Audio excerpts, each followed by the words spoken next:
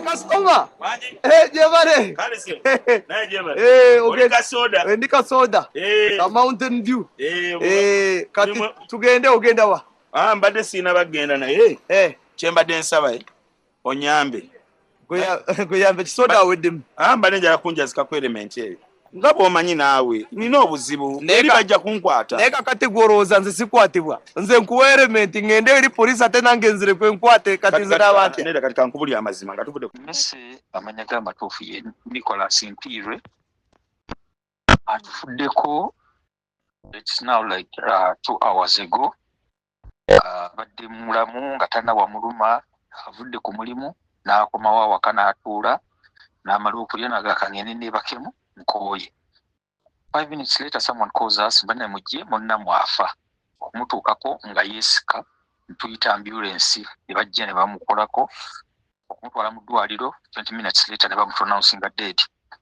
Tukyali shocked kuba of course teri yetegekera kufa era tamanyi nga talinako yadde kintu kibadde kimuluma bijja gicommunicatinga. That's all I can say as of now.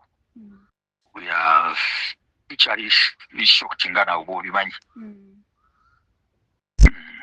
Naye nga afiiridde Phoenix, Arizona, United States of America. Kitalo nnyo munaye ekyamukozi munnaffe Messi. Kitalo nnyo.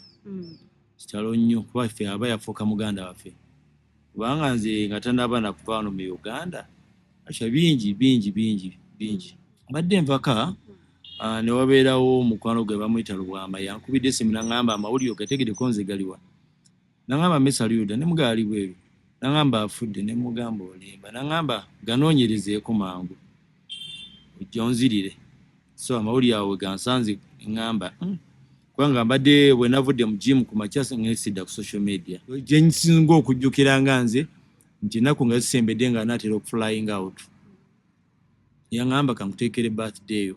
Actually birthday yange eyo nali nclockinga my fourth floor. N'aŋŋamba ogenda kweza emyaka 4 kati ofuuse musajja oli obadde mwana kanjikuteekere. So yeetala nnyo okunoonya mikwano gyange nga tebabinkwese. Naye bakukuta nga yakirimu yakubira ono yakubira oni yakubira. So yo moment yali ndala nnyo n'aŋŋamba bro nkikukoledde. So yo moment sinza gyerabira. Messi nze bansanga wano.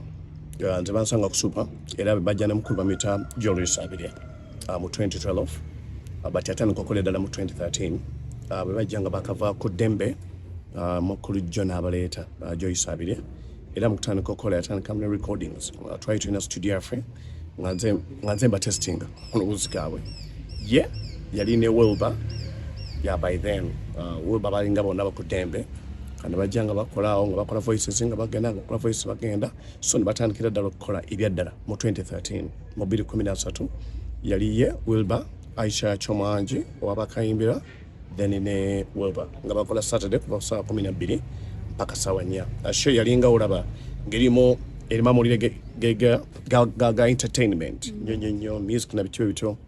So after ndozabawo ito mwaka gumu n'ekitundu babiri Wilbur n'agenda katuli bamugenda then entandika okuba nga nze hostinga nze ne Aisha Chomanji but enkolagana yali nnungi nnyo exceptional yali very jolly joking bali bagenzi ba party biki basodo kwa bayisemu ku Lwomukaaga nga akubulira nga tugenda kujja lese ebyokunywawo musodo kwanti abunyimiddwa nnyo. So omukwano genda nga gukulira ddala wakati wange ne Messi ng'omuntu.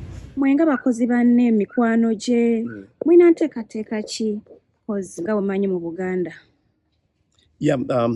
Okusooka tugenda kungubagira ewaka wali ku Salama Road makaaga yazimba okutandika ku lwaliro paka ebintu ebigenda maaso intaki n'abantu baali nabo nadda community ya Uganda eri mu America okulanda basobola okukola preparations okutambuza ng'omanyi nti lugendo luwanvu wansi wangu so kitwalako time but for them now mpaka abodi we n'atuukira wano mpaka mutwale waabwe yenyumiriza nnyo waabwe kitagatta eyo eshema agira muziika era bwe twali tugenda n'angamba wano nze se balina kunteeka wano saala kusukubeera nga banziika mu Kampala so na kukikkiriza n'ekimu n'ekyeddagala njagala bakaddange gye babuziika nange gye nnina okubeera ayagala nnyo muganda we bamuyita Alex okumugattako nnyo era muganda ekimanyi waali so tugenda kuba tukola enteekateeka yonna Radio Super FM naffe ng'abakozi tetukirekeredde tulamu nkola efaana bwetyo okola nga tutambuliza wamu n'ebirala nnyo okola nga tusobola okubatambuza mpaka ku ssaawa esembayo.